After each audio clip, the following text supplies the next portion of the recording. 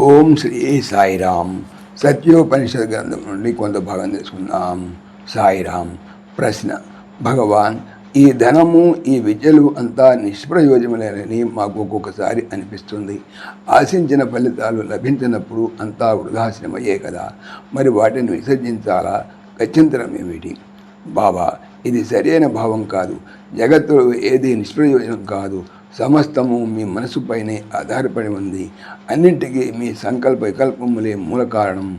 దైవం ఈ విశ్వమును మానవ కళ్యాణార్థం, మానవ శ్రేయస్సు నిమిత్తం సృష్టించాడు. దీని వినియోగ విధానము మీ మనసును అనుసరించి ఉంటుంది. దీని వినియోగమును బట్టి అనుభవము, ఫలితములు ఉంటాయి. వాస్తవానికి విద్యలో ఏ దోషము లేదు.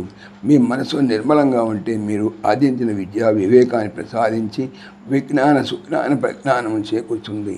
కానీ మీ మనసు అపవిత్రంగా ఉంటే అది మీ విద్యను స్వార్థాన్ని వినియోగిస్తుంది. విద్య ఒకటే, కానీ దాని ఫలితము మనసును అనుసరించి ఉంటుంది. అదేవిధంగా మనసు పవిత్రంగా ఉంటే అది మీలో త్యాగభావన పోషించి మీరు ఆర్జించిన ధనమును సత్కర్మాచరణకు వినియోగిస్తుంది. కానీ మనసు మలినంగా ఉంటే అది మీరు ఆర్జించిన ధనమును దుర్వినియోగపరిచి మిమ్మల్ని దుర్వ్యసనములకు బానిసలను చేసి అపకీర్తి పాలు చేస్తుంది. ధనము ఒకటే, కానీ మనసు అనుసరించి ఫలితాలు ఉన్నాయి.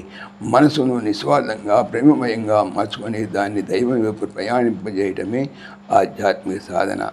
దేహభ్రాంతి, స్వార్థ ప్రయోజనములు, అభిమాన మమకారములు, రాగద్వేషములు మనసును అధోగతి కొనిపోయి ఆత్మతత్వమును విస్మరింపజేస్తాయి.